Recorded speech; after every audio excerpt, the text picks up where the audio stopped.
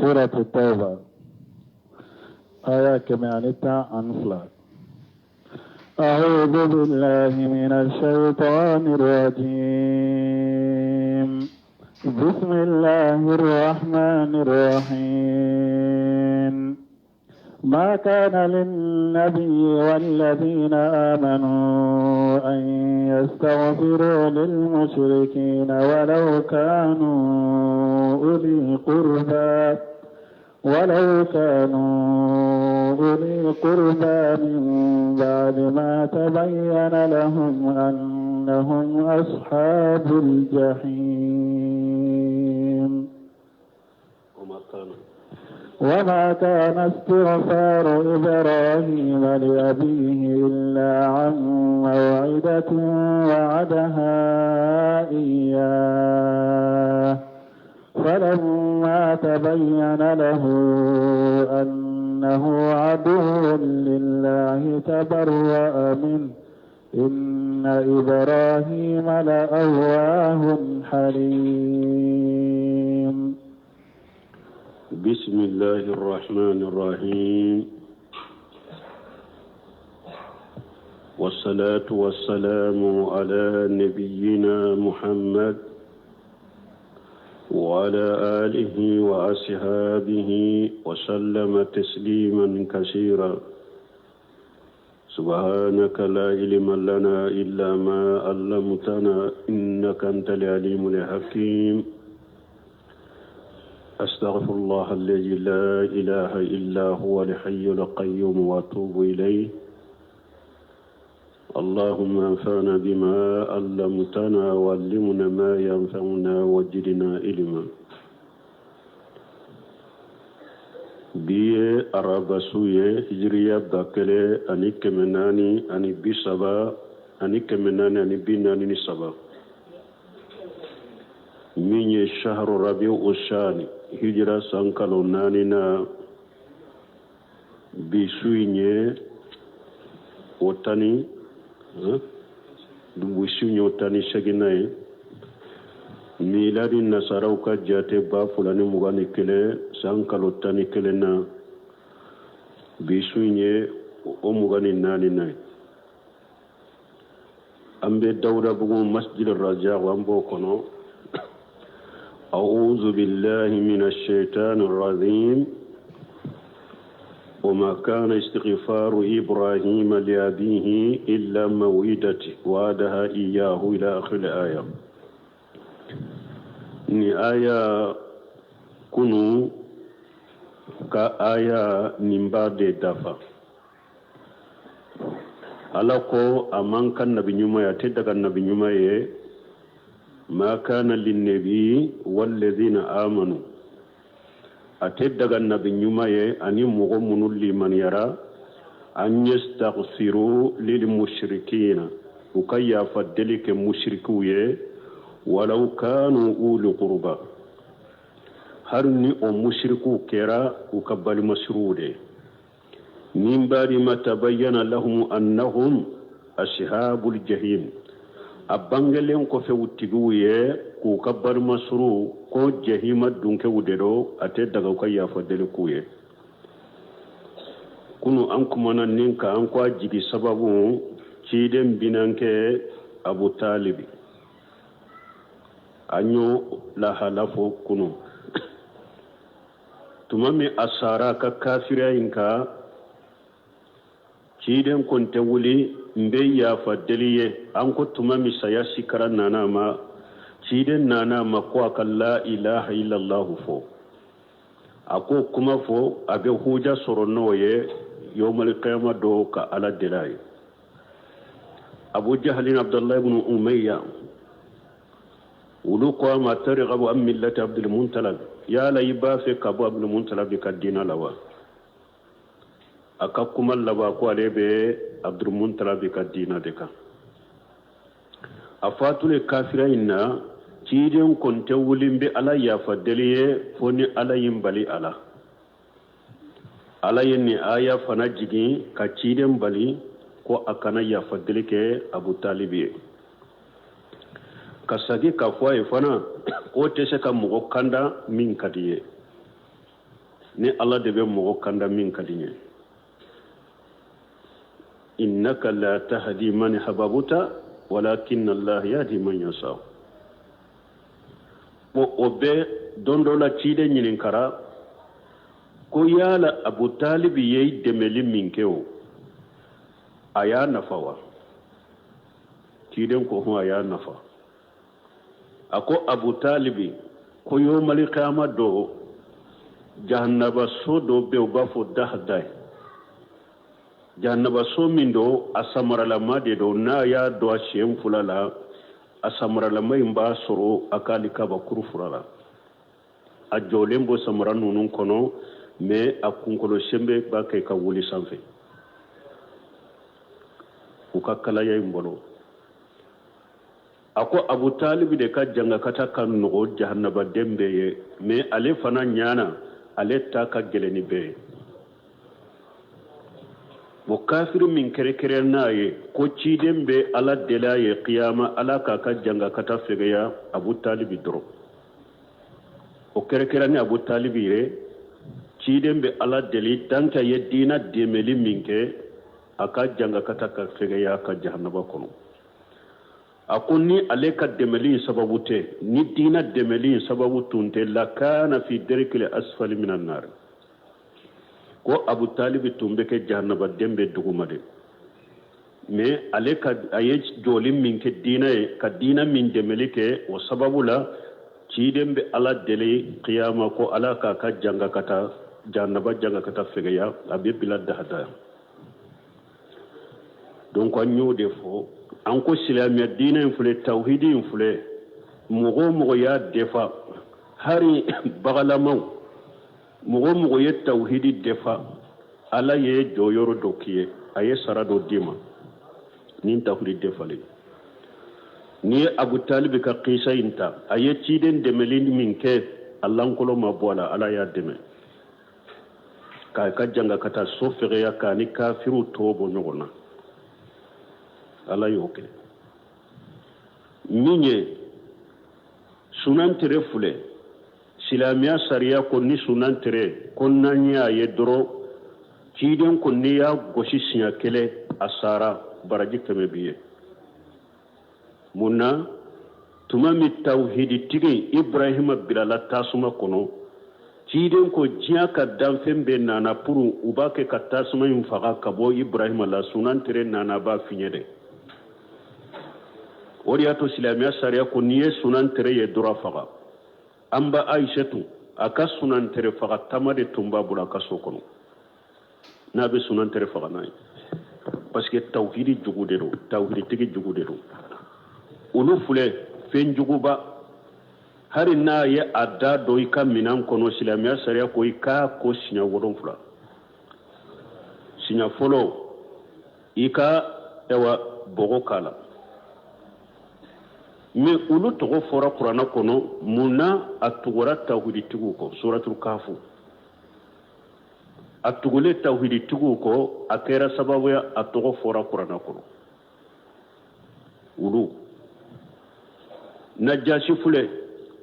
tumami makan kawu uye ciden ka sebo toro kudegu ciden ko be masake do habasa mogote tonya ofe ayetai aye ciden ka sebo bisimali minke ube tawhidi minka ku defa amasa kafirala alal labana ka kaye asilamira tumami aka kibariya nana cida fatulu kibariya nana ciden ma ako sebo ma ako kabbalima do sara aye bonka sallaka ciden ni sebo sallira ka salatul qaib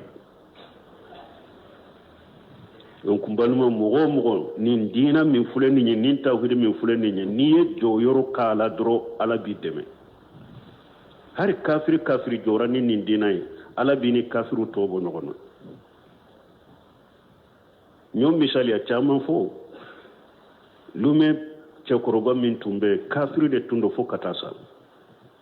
me aka jamana kona ko silamiya ko mogo ka silamiya e katoy abe silamu bonya uye kude tan sugu be kala desera la afatura kam masaya kono de ka abiyon binay asigile na be diskuru karuba tire kishew bajje abiyon bina na ye abiyon bina ye ala ya bo abela Allah ba tumbe sira nyere ko jinna de do aye silamien de bonya ka karama donc hari kafiri lama ni mogo ye ni silamien ni tawhid ni sunna bonya ka karama ala be do yoro ni yoro do ikiye jia kono ya mais ni mogo ko be ke ni tawhid jugude ayaye sige kala ballaje atese tawhid na aleka ko be na ciya na ka ko ma ciya jia kono ya al ko be ciya lagara aha ambe ni na fasoro abi talib ka qisaina ala ko ma kana istighfaru ibrahim li abihi ako ibrahim kayya fadali make foye afaye illa amma widatu wadaha iyahu fullahiru dode tundo ni ibrahim ya fa allah du nyogona naye wayallahi du jumaye tumami ibrahim ye fa na kam mo waju ku kabbato fiun kabbolun ku lagosi wiye kabba ku kafulan ka foyayma fayin kwama araqibu anta an alihati ya ibrahim akwai ibrahim ibban nan ne kabbato fiun mo dewa ibban nu ma dewa laylam tantahi la arjumannaka wa ahzuruni maliya akwai ibrahima ni man nin dabila ne kabbato fen nunun juguyali ni saputeli ni ma dabila mbi farakero kabakuru ke kibo kifaga ube ki mabonela qala salamu alayka ibrahim tato ka mabbo fala ako kishibika ite tora susurne fe nimbi toro nay sa astaghfiru laka rabbi innahu kana bi hafiya mbentigi ala ya fadeliye fanaha ne tigi ala be hinanna mba ya fadeliye e wallahi dum fulani ibrahim tumbe fa faranyonya wakati mi ayenni lahiru de taye ko abe duwawu kaye abe ala ya fadelaye ko ala be hinna lela de mi abe ala ya fadeli faye falamma tabayyana lahu tumama nana bangi ibrahim ye annahu adu lillahi ko faye ala jugude mana sara ka kafiriyaka tabarra minhu ibrahim barira ka buama atumbe duwawu min kaye ala ya fadeli min kaye aya bila ibrahim fa fatulen ko fe kafiriyaka ma ya fadeli kaye de sani fa ka fatu da yallahiru taye nde ntigi ala deli akaya fima metuma ma yado ala ka jugude do asara ala ka juguyaka abarila ka buama ya fadeli aya bila inna ibrahima fule la awahu duwawu kela caman da ibrahima ka duwawu kaca halim ibrahima ye munyu bagade ibe ko caman da ke ibrahima la abe munyu iforo aka duwawu caman na ka munyu de sababu la aye duwawu ke faye sana ka fatu kafiriyaka parce duwawu do ale ka duwawu tun kaca kala do la da de duwawu cayale duwawu kela de ro kacaya o de ya to tumbe duwawu ke faye ani ibrahima ye munyu baga fana de abe munyu o de ya to ye duwawu in ke faye metuma me aya do fa sara kafiriyaka aye duwawu in bila parce ala ye nin tugunni namunna tuma me ala ye mu'minu bali ko kana ya fa delike u ka bali masuru ye u fatulen ko fe kafiriyaka ni mushrikiyaka doko ko ibrahima fana tumbe ya fa delika faye ko ibrahima fana ko fama mbe ya fa delike iye bo ala ye ode ira wala ka fu ibrahima ka ya fa delike rade sana ka do ko fa sara kafira kade metuma mi ibrahima ya do ko fa sara kafiriya ka donc ibrahima ya fa delibila ni nana aya wure kono qad kanat lakum uswatu hasanatu fi ibrahima والذين معه إذ قالوا لقومهم إن براء منكم ومما تعبدون من دون الله كفرنا بكم وبدا بيننا وبينكم العداوة والبغضاء أبدا حتى تؤمنوا بالله وحده وكفى لكم إلا قول إبراهيم لأبيه لا أستغفرن لك كتا آية لبا تمامني يرولا ألاكم إبراهيم كراوما لدغلي كونيوما أني مغمون اللي منا كفر إبراهيم كا tuma mun ku ka mogo munun kafiriyara awun bari lembe awuma awa juguya ni koniya ba anni ɲɔgɔn cɛ abada fo ka taa tubi awa ala ko an ka ibrahima na ka mogo ladege ni yɔrɔ la mais a ko ibrahima ka kuma dɔ bɛ ko an kana ibrahima ladege o la dɛ illa qawla ibrahima li abihi la astaghfiranna laka ibrahima ye kuma min fo fa ye ko fo mun ka ala yafa deli ye bo a ko a kana ibrahima ladege o la dɛ a kana ibrahima ladege o la yafa deli ko ne a kana o kɛ a ka balima suru ye a kana ibrahima ladege o la donc ala ko ibrahima ta tun kɛra lahidu dɔ de mais tuma min a y'a dɔn a fa ye ala jugu ye a barila ka bɔ a la donc i balimakɛ n'a bɛ fulankafoya la a bɛ kafiriya la duwawu k'a ye ala ka kanda de i bɛ duwawu de k'a ye ala b'a kanda cogo min ka sira yira la cogo min bon n'a fatura yafa deli ala ka yafa ma ala ka hinɛ la i kan'o fɔ a ye donc mɔgɔ si kana ibrahima ka kuma in minɛ ko i b'o ladege ko i bɛ yafa deli k'i ka barima suru ala ko an kana ladege o la a y'a fɔ yan fana a ko a ta kɛra lahidu de tuma min a y'a dɔn ala ka jugu de don a y'a dabila dɔw ko nin bariyali min filɛ nin ye ibrahima ka kibariya la ko a bɛ kɛ yawmal qiyama don ko a bɛ kɛ yawmal qiyama don de ko ibrahim ko ani a fa bɛ bɛn qiyama kɛnɛ kan o bɛna hadisa dɔ la ko ibrahima ni hadisa in bɛ bukari kɔnɔ ko ibrahima qiyama kɛnɛ kan ko ani a fa bɛ bɛn ko fa b'a fɔ ibrahima ye ayiwa diɲɛ kɔnɔ n y'i sɔsɔ i ye min fɔ ma sɔn ma ya n t'i sɔsɔ n'i ye fɛn o fɛn fɔ n bɛ sɔn n t'i sɔsɔ ko ibrahima b'a fɔ ayya rabbi alam ta'iduni allan tughzini yawma yub'asuna ko ibrahima b'a fɔ n tigi ala yala e ma lahiru tan ne ko i t'i lamaloya saka kunu dɔn e ma lahiru tan ne ko kununi dɔ i t'i lamaloya wa fa ayyu qiji akhija min abil abu bon a ko malo birema ko maloya ko birema b'a fɔ ala ye maloya juman b'a bɔ ne fa fɔla o ma bɔnnen don ala ka nɛɛma la maloya juman bɛ nin bɔ fa yuqalu unzuru ila ma waraka ko b'a fɔ ibrahima na i kɔfɛla lajɛ fa yajahuwa bi jiqi multaqit ni ibrahima y'a kɔfɛla lajɛ dɔrɔn a b'a sɔrɔ a bɛ mun sɔrɔ ye suruku nɔgɔlen do a b'o de ye ayi kadi mushiqan dabu an u b'a fa yɛlɛma k'a kɛ suruku de suruku nɔgɔlen summa yushabu bi qawaimihi wa yulqa fi an-nar o kɔfɛ u b'a a samana sɛnw ye k'a fili tasuma kɔnɔ ibrahima suturali cogo kɛra cogo min ala bɛ ibrahima fa bɔ hadamadenya ni sawura la de o kana dɔn ko ibrahima fa ye nin ye a b'a yɛlɛma k'a kɛ suruku ye a ye ibrahima sutura n'o de a ye fa ka sawura in bɔ a la ka hadamaden sawura in bɔ a la k'a yɛlɛma k'a kɛ suruku ye malikaw b'a minɛ n'a senw ye k'a fili jahanaba kɔnɔ وما كان الله ليضل قوما بعد إذ هداهم حتى يبين لهم ما يتقون balimaw ni an tɛmɛna ni aya minnu na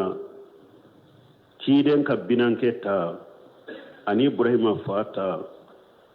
a bɛ an sɔn hakili dɔ la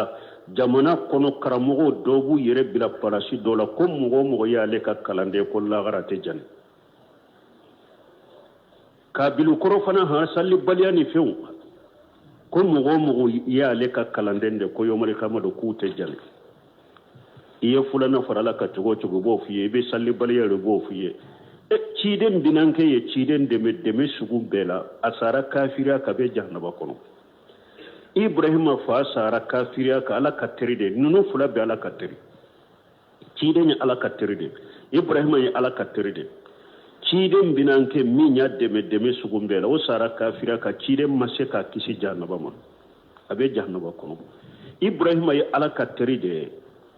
ibrahima yi fa yin wale kata silamiya ma maso asara ka kafira ka ibrahima ma kisi ka amase ka kisi jannaba ma mogo woro be soro awnde bolowa ko ebo onnofe ini ka junubu minni mota dando ni alate ko lagara ko ite do jannaba ko ale yere kisira folowa ebe min yere nofe ale yere ba ka kisi do yere folowa jam ko ne e kisi qiyama donc nunu nye nyogon nege ni nyogon halaki de jamana kono hana madon ka kunu uka hakili so ala ko ma kana allah li dilla qawma ko ala te mo sufili bada ijhadahum ala kelen ko fe kaw kanda hatta yubayyana lahum ma yattaquna fo ala ka fendo de bangawiye femmin be ke sababu na be sira ala ne nin koro yede abe ko min ala ko ma kunna mu'adjibina hatta nabu asa rasula ala ko alete mo sila jaba fo ka ciiden do de ci la folo ni ciiden ciri made o wakati ni ma so ale ala bila jaba donc mo fana ni ala yi kanda kata silamiya imade ikanda len ko fe alati ni ye junubu munun ke ibe ala soso munun alati minanu ye folo de fo ala ka bangeli de kiye folo ka yirela ka modo bilila nimba yirela karasa ninye ala soso e karasa ninye ala kuta e karasa ninte be o bangelen ko fe ye wakati mi iye ala soso ka junubu inke ala bimina mais ni junubu ke kasoro etunta do ko haramu de do etunta do ko junubu de do iya ke ina na do wakati mi ya bila alati la jabanoy ati janga kato okade mais ni ala ye fem bange fem min bange ni nya haramude ni nya mushrikare ni nya bidade doni ke bagaw soro la munyu bange ku jeya o kofe nya tugo yimu toy ala bila jabode la inna allaha bi kulli shay alim aw ala be fembe do to bun kasire ni aya tafsira ko yaqulu ta'ala mughbira an nafsihi al-karimati wa hukmi al-adli ako ala banki bariya kabo ayere masammin kabo anaka kiritirele innahu la yudillu qawma illa ba'da iblaghi risalati ilayhim ko alete mo sufili fo cide nyalla selen ko fe awma hatta yakunu qad qamat alayhim al-hujjatu bonni cide nya sera awma de huja jora aw ka waqti mi ama ala soso imbila ala bawla jaba abe kumi ni ala ko ayawre kono wa amma samudun fa hadaynahum ala ko samud gan kaw ne ala yukanda ne samud gan kaw ni kanna kure munye nye bangeli ke uye samud gan kaw nye bangeli kuye donc ni aya tura ni namuna mu'minu do be sani uluka do ka fu ni bari masuru sara mushrikiyaka ikana ala ya fadilai muminu do tumbe ala ya fadeli uka balima mushriku ye aya soro ni aya majigi uten kirido bo kirin jigelin kofe ala ko sani mugo munun kan nin kirido nu ye ya fadeli munun ko ka balima suru ye ni ala tumina noye donc a donen kofe de sa bangelen kofe ni mugo min nyaake sa junube edela parce que huja jora eka إن الله له ملك السماوات والأرض يحيي ويميت وما لكم من دون الله من ولي ولا نصير إن الله له ملك السماوات والأرض ألا سانكبولو فلان مراليه ألا دتاي دوما كلو مرو فلان مراليه ألا دتاي sankaba wolon fula ala de taro amarali be ala de bolo duguma kololon fula ala de taro amarali be ala de bolo yuhyi wa yumitu ala de be nyana malike ala de be fakalike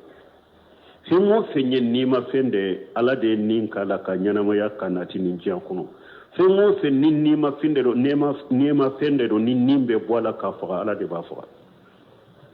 ala de be nyana malike ala de be fakalike وما لكم من دون الله من ولي ولا نصير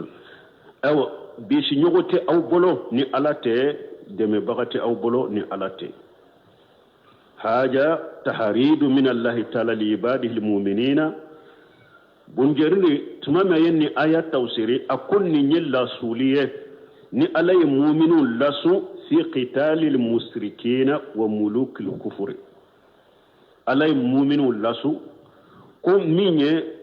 u ka mushriku kele ani kafiru ka nyemaw wa annahum yashiquna bi nasrillahi maliki samawati wal ardi ko u kwadda alek alaka demelila ale ala de sankaba marabagay ale ala de dugukoro marabagay u ka mushriku kele u ka kafiru kuntigu kele u ka da ale ala la ale ala bu deme wala yarhabu min adaihi aw alaka mu'minu umashra alaka jugunye fa innahu la waliya lahum min dunillahi parce que mu'minu bi si ñogon to bolo ni alate wala nasira lahum siwahu deme baga tula ni alate ni ñella sulude ni alay mu'mini la sun ko ni alay e ñamra ni minye aye sababu dagale min foy ko sababu ke doro ka ko to ala bolo deme baga ala de لقد تاب الله على النبي والمهاجرين والأنصار الذين اتبعوه في ساعة العسرة من بعد ما كاد يزيغ قلوب فريق منهم ثم تاب عليهم إنه بهم رؤوف رحيم لقد تاب الله على النبي ألق والله نألي كتوب دومي كان نبي نمكا ni aya fana ajigina geleya minni sheba uyaye usabala koro wodi atola ko laqad taba Allah ala nabi ala yetubu ke akan nabi nyumay wal muhajirina ani muhajirina munum be ciden no fe ala yetubu ko ye u ka junubula muhajirina yode munum boram makka kata madina wal ansar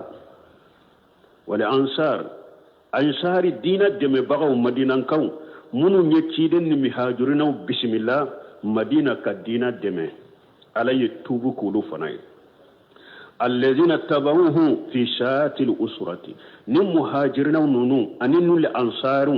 نونو دي تغورات شيدين كو جليا وغتلا ياي ألا يركو جليا وغتي ني شيبو دي تغورات شيدين كو تمامي كو وسولين تندو كو جليا لين تندو تغورات شيدين كو بل منو ني ألا يريا فوكو تغورات شيدين كو جليا وغتلا bo nun nunu ma femmin ke ciden kola nunu ma femmin ke ciden kanula ni eko ebeno ke dina la sisa ko ciden kanu ete ngalo lawa ngalo ni dina ciana ete seka ciden kanu ka bonya kanu numbo nunu nye ciden kuma bonu yere kunde anu kan na folon anu ka dembaya ni godden abe ka ciden na ka dina kumba bonai katugu ciden ko geleya wakati la geleya min ñu soro umaru bena dofo ala ko fi satil usra geleya wakati la min badi makada yajiqu qulubu fariq minhum fi soni jama kulu do tumbe mu'minu la soni dusukun tumbe jenge ka bodina la tanke ko geleya soni jama kulu do be mu'minu la udusukun tumbe jenge ka dina bila ube kashi ka dina la summa taba alayhim o kofe o ma kontine kata uma ala nana tubu kuye hari munun dusukun tumbe jenga ala yutile ka tubu kuye innahu bihim raufur rahim alayhi na gelen tigide kata mu'minuma ala ninnema tigide kata mu'minuma ana abdullah ibn abbas bolo annahu qila li umara ibn qattab fi shan al usra ibn abbas ko umaruma ويوم رنينك جليا وقتي دمانو فقال عمر بن الخطاب كو خرجنا مع رسول الله صلى الله عليه وسلم الى تبوك في قيد شديد كو امولي لك كتا تشيد نوفي ان تشيد مولي لك كتا تبوك ويا سورو ديمي گلن دي بنا جليا بانكا كوسوبه فنزلنا منجلا an jigina jigi yoro dola kungo konona la fa sabana fihi atas mi nugo yan soroy hatta jananna anna riqabana sataqtu fo anw yɛrɛ y'a miiri ko an kanw bɛna tigɛ mana an kanw bɛna tigɛ anw bɛ kungo kɔnɔna de la an bɛ taa kɛlɛyɔrɔ de la bon an bɛ kungo kɔnɔna min na fana an t'a dɔn yala an ka jugu bɛ an jugu tɛ an dɔw la kɛlɛ minɔgɔ bɔrɔ i bɛ wuli sen na ka taa yɔrɔ jan dɛ ko i bɛ taa ji ɲini e yɛrɛ bɛ siran mɔgɔ dɔw kana na bilin ka ya k'i kan tigɛ tant que e yɛrɛ bɛ janya ji ɲini la i bɛ siran de mɔgɔ kana kan tigɛ sanni ka sadi wa hatta inna rajula a ko fo cɛw dɔ sɔrɔla anw na yani harba irahu a yɛrɛ de ba a ka ɲaame kan sɔgɔ fa ya ashiran farasahu fa yashrabuhu ɲaame bambanankan farasa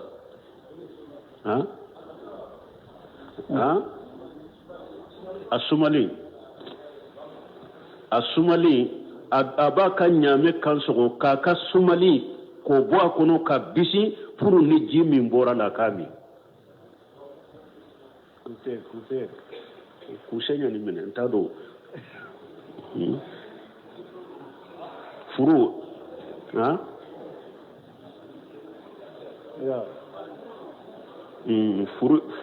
farasi furu yɛrɛ bɔ bɛ kɛ min kɔnɔ furu in de don o dɔw la kelen bɛ ka ɲaame i b'i ka ɲaame kan de sɔgɔ k'a ka furu bisi pour ni ji min bɔra la i k'a min nɔgɔ bɔlɔ o ye jalama bagiya la kabirihi ni ewa furu yɔrɔ tɔ min tora i bolo i b'a da i disi kan pour sumani min b'a la i b'a da i disi kan faqala abubakar siddiq ya rasulallah o to la halala abubakar siddiq ko la ka ci de inna allaha azza wa jalla qad awwadaka fi du'ai khaira fad'u lana ako itigi ala ye lahiru herala made tayye du'u kola itigi ala welanye itigi ala welanye faqala tuhibbu jalika jiren ko abubakar ma ko de kadi ewa qala na'am abubakar ko de kadi ne farafa yadayhi ciden ya bolo fura korota falamu yurji'uhuma hatta salati samau amu jigin fo sanji ya damina sanji nana fa hattalati summa sakanati sandi nyana kasuru okofe atigira fa malau ma hum mina munum bubolo jimina munum bubolo ya befa summa jahabuna nanzur falamu nazidha jawajati al askara o kofe tuma mi an wulila no la an tara pour an ka laje sanji in tara yoro min an jigini hakke kele bolo tumbe yoro ni mi nya ja sanji mateme u sigilen tumbe yoro min na de sanji nana o yoro de la dro pour u ko kamma ko dilala u bore ko beta e walla jeli ke sanji sera yoro min u ya sura mateme e wa kele bolo in hakke ka sanji mateme u lo hakke ka donc mbalmo seba wuye ningele yawde ye ciiden no fi sallallahu alaihi wasallam tabuka kelena donc wode yato doni ke bagaw baafo al khayr kullu al khayr fi itiba'i man salafa wa sharru kullu sharrin fi ibtida'i man khalafa hera bebe mo munun temena batoli hera bebo de la mɔgɔ minnu tɛmɛra dɛ k'olu nɔ mina ka tugu ko hɛrɛ bɛɛ b'o de la bone bɛɛ bɛ dɛ mɔgɔ minnu nana kɔfɛ u ye bidiya minnu don diina kɔnɔ ka o bidiyaw kɛ u nɔfɛ bone bɛɛ b'o de la bone b'o de la n balimaw fɛn o fɛn ni nin diina don ni hɛrɛ tun don nin diina de la n'a bɛ mɔgɔ lase ala ma u bɛ ka sara di ma lahara lasabaquna ilayhi fɛn o fɛn ye hɛrɛ de balimaw ne baraji de bɛ sɔrɔ a la n'a y'a sɔrɔ diinɛ in do de don sɛbaw fɔlɔ de tun b'o kɛ anw ye sɛbaw fɔlɔ de tun b'o kɛ anw ye mais sɛbaw ma fɛn o fɛn kɛ bato ni diinɛ ɲini ni ciden kanu la ni e ko e b'o kɛ i bɛ nkalon na n'an ye mɔgɔ min ɲininka sisan yala e bɛ ciden kanu ka tɛmɛ e ni ciden jɔn bɛ sɛbaw kanu a tigi kan ka mun fɔ n'a bɛ siran ala ɲɛ a bɛ mun fɔ a b'a fɔ sɛbaw bon ni a ye nin fɔ ni e yere ko shebaw de be ciden kanu kateme eka aben nyininka yala shebaw ye maulidi kewa uya kewa bo numa ke ale yere yado shebaw be ciden kanu kateme leka uma maulidi ke ewa ale yere ma huja jwa yere ka safo abengalona wa ayo huja jwa yere ka ko ale bengalona na ko shebaw ne be ciden kanu kateme shebaw ka jinya be galon tigela do atigi kera jinya be galon tigela na ko ne be ciden kanu kateme shebaw ka wodi ato ne be maulidi ke ciden kanu kama parce que ne be ciden fe kateme shebaw ka an kana tigi kuma nyogonya yere jinya be galon tigela do donc baluma fengo fenye ciden kanu de ni hera bala ni bato de do sheba umma ke umma bato ke nae ni eyo ke bara fubi bolo ko wodi ato imamuna maliki afriki ni maliyon ba fo ko libe maliki majabil te maliki do mo sugu min do yere imam ahli sunna wal jamaa ahli sunna wal jamaa kalle imami do de imamuna maliki ako man ahdasan fil islam bidiyatan yaraha hasanata faqad jamanna muhammad qad qana risala imamuna maliki ko ni mo ye ko kura do takado ni dina la ko ebe alabato nay e yere nyana iko ko bidiya nyuma de ninye ako har ni ma fo idala e ka ke wale ni kala halaya yira iko muhammad jamfantire ako ko cide ni jamfantide parce que ni hera de bato de do ama fo mo ye ama ke pour mo kay ama fo mo ye aye mo jamfare akoy kala halayo de yira donc balmo an ka hakili soro ciden ka seba munu fuleni ni ala yere yutanu utugura ciden ka gele ya wakati la nin nunu ma fengu fenke dina la ma fengu fenke bato e balmo utese ka ke bato e utese ka ke bato e ibi yere sege dro ani bi ka jian ni ka wori ni na me ika do ko ibe sade ni sara nin jama wuyu wayam min be kulo inofe ini foi teddo e ka kabur ko ni ka kasangete wala yasiranya de desira kabira mo do sukun kono nin jama yin fana ikado ika jama min fulen ni nyefana abeyi ka kele ke nyogo de qiyama keneka hada maden kan ni ndode jama be i kofe ngalonka abeyi kele nyogo de qiyama keneka al aqillau yawma iji ba'duhum li ba'du illa al muttaqin alako yawmal qiyamado terimaw be ye nyogo jugu de qiyama keneka foni mo munun ka teriya kera la jasiranyaka jewoje amake alanya siranyaka jewoje amake ciden ka tasira nyumanka jewoje amake manhaji salafuka oje sugu lagara do ayre de be nyogo ndangay alakan kisama وعلى الثلاثة الذين خلفوا حتى إذا ضاقت عليهم الأرض بما رحبت وضاقت عليهم أنفسهم وظنوا أن لا ملجأ من الله إلا إليه ثم تاب عليهم ليتوبوا إن الله هو التواب الرحيم وعلى الثلاثة الذين خلفوا على كون على يتوبوا كمغو سبا فري مغو سبا مي ويه أولوكا كونيا أني مغو منون تورا جهدو كفي مغو تو منون تورا جهدو كفي ويه ني مغو سبا ني كلا كباريا نولوكا كباريا وفنا بونيغونا nin kullifu kureni ne kullifu in kurote de mo saba min tora kele ko fe ay wiye mo saba min ka ko bo ewa jahadu ko fe to baga to ka ko wala wiyu uluta ke kam makono neke koma bena kabu yere ka hadisa la chugomi bon ni mo saba kabu bin malik ka hadisa jannana madala yere ni bi dersu be sega hadisa imba anana kabu bin malik bolo يحدث حديثه حين تخلف الرسول صلى الله عليه وسلم في غزوة تبوك ni hadisa be musnad ahmad kono abe bukhari kono abe muslim kono وقال كعب بن مالك لم أتخلف عن رسول الله صلى الله عليه وسلم في قجات قجاها قط كعب كو علي مدلي كتو كله كوفي تشيرني كله كله كو علي مدلي كتو جهادو كوفي إلا في قجات تبوك فتبوك كله كو علي متاي تبوك كله متاي غير أني كنت تخلفتم في قجات بدر ko me badri ka kele ko ale mata ola ko mata badri ka kele infanala wala mu yu'attibu ahadan takhallafa anha me badri kele ni mugo munum mata mugo shima jalagi badri ka kele tabaliyala mugo tora badri kele ko fe mugo shima jalagi ola wa inna ma kharaja rasulullah sallallahu alaihi wasallam yuridu ira quraish hatta jamallahu bainahum wa bain aduwwihim ala khairin mi'ad parce que badri kele cire mabo kele kama cire ni sebo bora de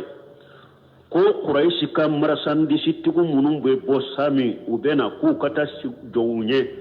kam marasandi simina ula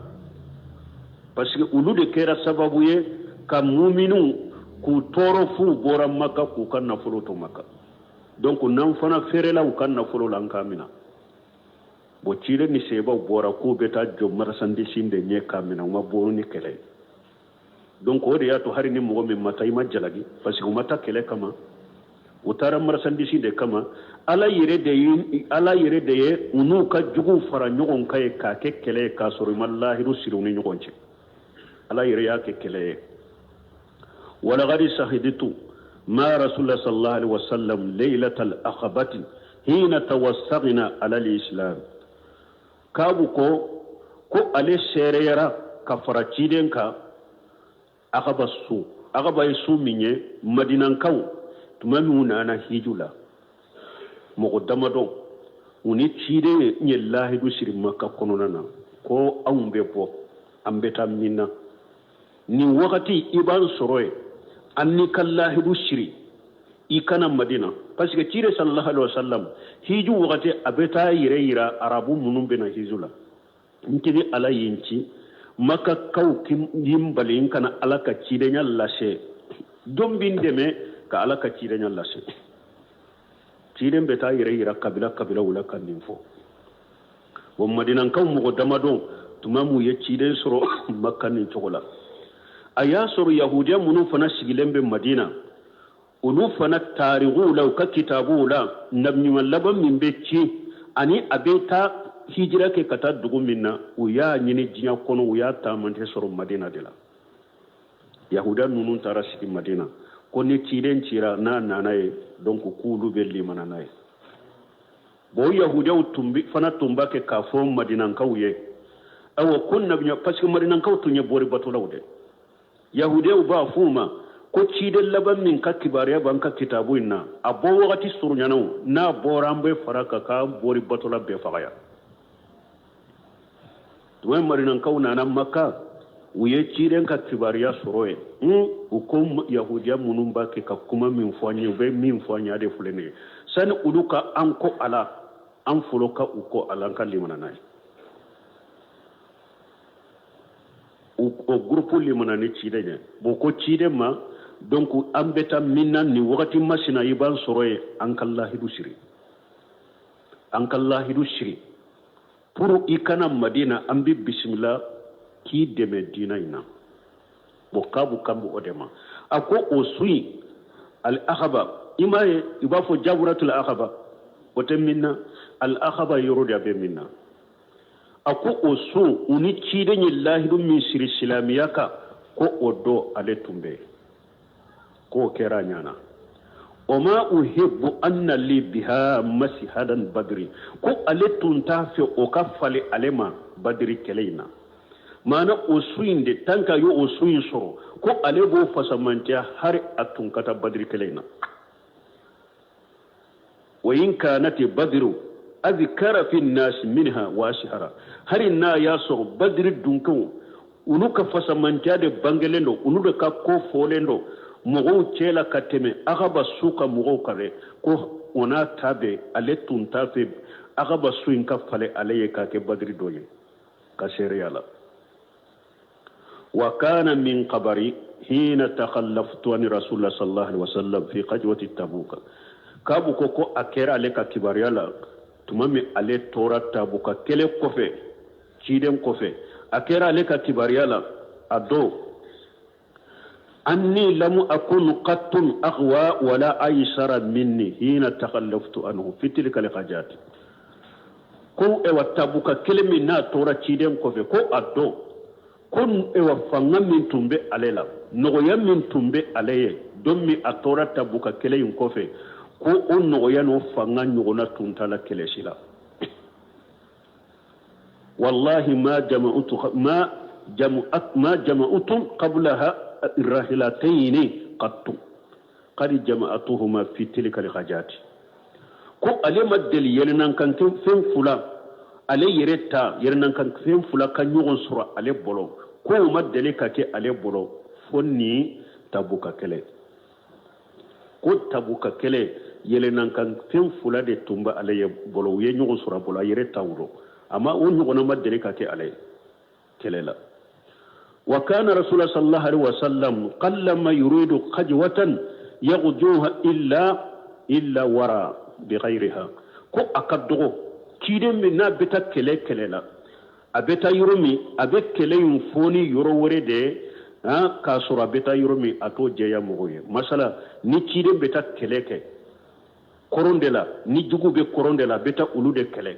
ni aba ayira mogola ne aba afo mogoye aba fode ambeta kele ke tile bife kele mbeta ke yoromi yere ato jeya mogoye parce que munna ni ewa jugu yodo jugu mbese kata labendo ke kata juanye chogoya dola odi ato ni chide mbeta kele la ate udunye si yoro me ata jeya mogoye aba ke komi beta yoro do de la minte yoro inye mogo ba famu ambeta ni fainde la kasoro o fainte famore de lo kele akaddo ka kele na maninke حتى كانت تلك القدوة فغجاها رسول الله صلى الله عليه وسلم في حر شديد فنين كلين كرا تبوك كلين شيدين يمنين كلين كلا يدلا وياسر تلك كلا قصبة واستقبلا سفرا بعيدا نين كلين شيدين يسي تامن من تنكجا أرمي كلين تمد أرمي ده تامن تنكجا قصبة ومفاجا وكم بدو komodo kata wastaqbala aduwan kathira wa chide nya nyesi jugu munuma fana jugu nunun tun kacha kosobe jugu chamande do utun kacha kosobe fa jalla lil muslimina amrahum donc ninkeleina chide nya silamo ka kobe de banguye ka fo kele tawbe ke togomi na beta yoro mi ata je ya bake komu beta yoro werede ayo make ninkeleina de parce que ni nye yoro minye kuno jande do yoro mindo akaja tile ka kala fu akaje yu yere ambeta yoro mi be ka do be labbe mi ke kake ayen nin kele bange silama wuye liyata habu uhbatan qajuhum pour ubese ku kala be min ke nin kele in kam ko ke fa akhbarahum bi wajhihi alladhi yuridu ubeta yoro mi hu nyesi yoro mi kata yoro mi ci de nyu ke bare na dogote ni na de tabuka de do ni yoro masina de do akaja de abetende aya bede banguye wali muslimun ma rasulullah sallallahu alaihi wasallam kashiru addo silamun kafara ciden ka utun kacha la yajma'uhum kitabun hafidun ni ko ewa min papier kele jama hakke min tara nin kele na kubu fara nyugon ka papier kele kono ate kwala yuridu diwana ye munye diwana ye de nikele bolo min beta kelela mo hakke min beta keleina abe papier dota ko mo hakke ko to sebe ala kabila men ninkele jama min tara o to te ku papier kelena ko iba ke diwana e kabila tanki utum kacha qala ka fa qalla ar-rajulu yuridu an yatakhayyaba illa janna anna jalika sayaqfa alayhi ako atunka dogo ni mo min ko jamain chayari sababula ni ko ibe dogo jama chela yere ba miri mbe dogoye iba miri mbe seka dogoye mbe dogo cire na fana tenye jamala tanke jamatun kacha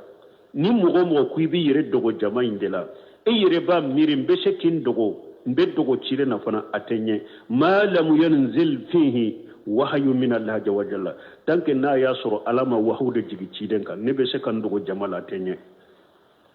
tanke jama kacha honni wahyu jigira ka kinka kibariya fwai وغجا رسول الله صلى الله عليه وسلم تلك الحاجات حين تابت الشمار والجلال قتيدني نينكلين كي وقت دلا وقت من مدينه كايري دومونا يرو يسمى يسرو وقت تلفنا ككلا منافقه كبدو كنو وقت كغلده ايا سرو يري دومورا يرو فنا بسمالين دو فتجهج اليها رسول الله صلى الله عليه وسلم والمؤمنون معه kagu ko cidenya alabbe kata keleina mu'minu faralembaka fatafaqtum aqdun wala likay atajahaja mahum ko alayya alabbe ko abesoli puruka alabbe afana kata kafaruka fa arji walam aqdi min jihaji shay'a ko alessagira min yalla benye ko ma foyke tuguni ko ale yere dugu jela ale yere solila ko aba labbede ka fara cide ni jama ka puru kata nyon fe kele yorola comme ale mashika foy ke tuguni ame am labbe shike fa aqulu li nafsi ko ale ko yerema ana khadiru ala jalika ija araditu fatajahaja ila rasulullah ma fatafaqta fa arji wala mughdi shay'a min jihaji shay'a ako ale ko nina ewa nin kun kan labbe ko ni ko in kata cide ni jaman no fembe sede falamu yazili jalika yatamada bi ko o fana madume ale bolo hatta astamarra bin nas al jiddu fummi nyetama sobe o dumirani mugawiye utara fa asbaha rasulullah sallallahu alaihi wasallam qadiyan wal muslimuna mahu ko dugu jera cide ni silamon usolila kabo madina wala mu aqdi min jihaji shay'a kum min ale koni yere kallabe ko ma foyke wa qultu ko ale sagira kafo atajahaju bada yawmi aw yawmayn summa alhaquhu bo ko ale ko o mbilabbe don kelen ko fe ube don fula ko fe mbilabbe kata pour nka kula faqadawtu ko ale solila bada ma fasalu tuma mi cidenyi kele polo ye madina bila ko ale solila li atahajja li teji hajan farajaitu wala muaqdi min jihaji shay'a ko ale solila ko abe alabbe ko amashika foyke tugudi labbe la summa khadawtu farajaitu wala muaqdi shay'a ko dugu jera tuguni ako aba labbe tuguni amashika foynya nabo falamu yazili zalika yatamada bi ko o ma wuli o be te ka dume ale ka tendoro na ko aba labbe abe bola na ko aba labbe kata abe bola hatta ashraw wa tafarrata al khaju fo uteliyara min kele bolo yin ko ne ulu ko ne taraka le dasa kele bolo yin ko ne taraka le da fa hamamutun an artahila falahahum ko ale hamina naye akawuli tusuru akatu nofe walinta anni falitu ako hari aletun ko kesa summa lam yughdar dhalika ko fa masage ko fanake fatafaqtu ja kharajtu fi an-nas ba'da khuruj rasulullah sallallahu alaihi wasallam ko aletun kera ciden bole ko fe madina ko aletun kera konna be alebe yala madina kononana ciden ni jama'a len ko fe aletun kera na bora na be madina kononada fatufutu fihim yuhujinani kunni ale bora be yala madina kwa tumbe ale dusukasi mun tumba dusukasi anna la ara illa rajulan maqmusa li fi nifaq ko ale te mugo shiye madina konona la fo mugo mi ni mugo ya lagosi kallebuni munafiqiyai ibasuru mugo ba tigi foni munafiqiya de munafiqiya jogo bala aw rajula mimman ajarahu Allah azza wa jalla ubi chedo che min ala yo ujura kala na te sikata jadura ko ale bolen madina nabe yala yala fo imale dusu kaside ale te mogo shiye madina konona la fo mogo mi ni mogo ba lagosi ni munafiqiya au be ujura be mogo minna sino ka fo mu'mini nyuman de fule ni nye madina konona la ko ale tunto ye ko tumbe ale dusu kasi kosobe ayala to madina wala mu yajkuruni rasulullah sallallahu alaihi wasallam hatta balagha tabuka boko ciden fana hakili majigale la ciden male kofo fo ciden sere tabuka faqala huwa jalisu fil qawmi bitabuk ciden ko ya soro ciden sigile mo cela tabuk akon ma fala kabu ibn malik ciden ko kabu ibn malik yemunke parce que ciden ma ye jamala ako kabu ibn malik yemunke faqala rajul min bani salimata ceedo ko kabila do be madina ba fu bani salimata o kabila ceedo ko habasahu ya rasulullahi burdahu wa najru fi itifayhi ko cide ayo compile fula qur'an compile burda compile fula ukura ayo ulude do de ulude ya min madina ayen nin compile fula min do compile kura fura do ba bolo ayo ulude soro ayo ulude do ulude ya min madina na ba ke ka kire fula laje durata maton aba yire laje kata fa qala muajib bin jabal bisama qulta muajib bin jabal ko cema akoy kuma min fonni ne kuma jugu fonni ne de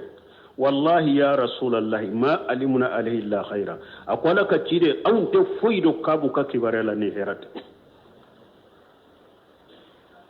bo nin kere fasakata rasulullah sallallahu alaihi wasallam cide nya dade parce que ewa kabu ye minke abenna cide ma parce que ceyinye kabu korofore aye kabu korofore donc minye maaju ko ye kuma jugu fo ka korofori mbo adda ante foyi dola ni herate nin kuma benna cide ma aya dade qala kabu bin malik ko falamma balagani anna rasulullah sallallahu alaihi wasallam qad tawajjaha qafilan min tabuk hadarani hammi kabu ko tumami ashera alema awa ko cide nya nyeshi abake ka sage kabo tabuka kana ko hammi tumbale la ka hammi benana hammi be ya de sorosa watafutu atazakkaru likadiban ko ale kera de sa abake ka miri galon de la pour ni cide nana basika galon munun tige quoi bima ja akhruju min shaqtihi qada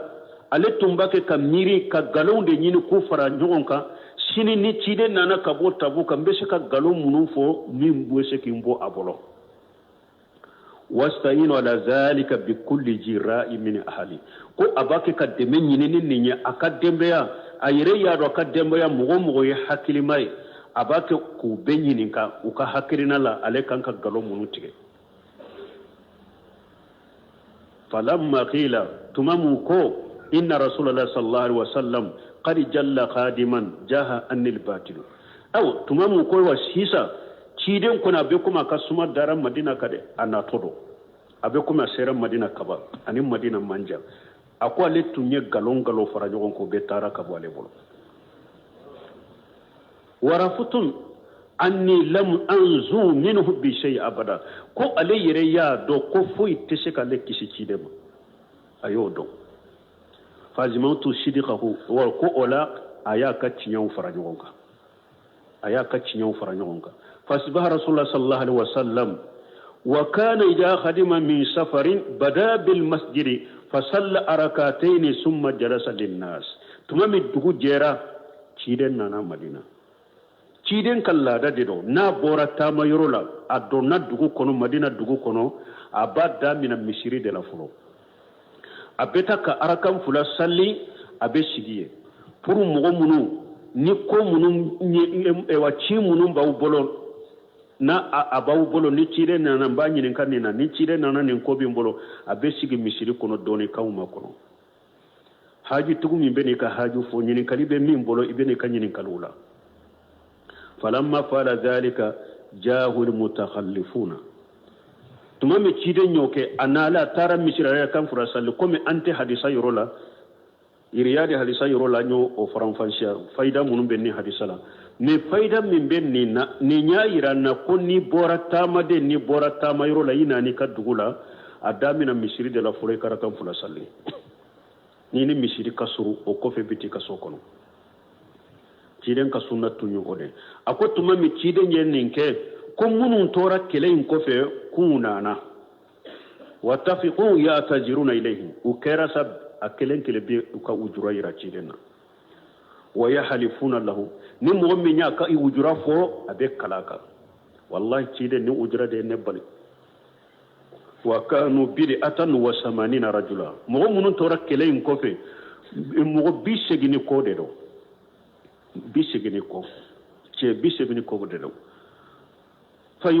فيقبل منهم الرسول صلى الله عليه وسلم علانيتهم ويستغفر لهم ويأكل شرائرهم إلى الله تعالى نمنا نكيك وجروف يكاليلا wo iye min bange cidenye abo mina ne min bi kono ika gondo abo to ala bulu eye min be mbanga ikene ma abo mina ye ika gondo to abo o sage katala ma ko to ala bulu mo bi segini ko imbe ya take ni chokola hata jitu ho fonne kabu nanama falamma sallamtu alayhi tabassama al-mughdabi akotuma mi ale nana aye ciden fo ko ciden nyem yele misenu ke alaye comme mo dimine ka yele chogo mo dimine be munye chogo minke ko aye munye kay comme mo dimine be yele misenu chogo minke summa khala li o ko fa ko alema tali ako kabu naya fajitu amsi hatta jalasur baina yaday ko ale ana abeta makana le tamana kana fo ale sigira cide ngoro fa khala li cide ko alema ma qallafaka alam takun ghari astarayta jahrak esa wati masi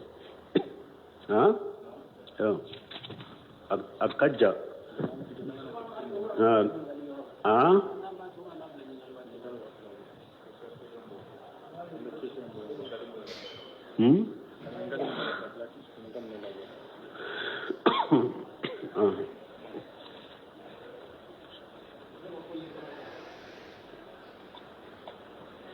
wakati uteseka ba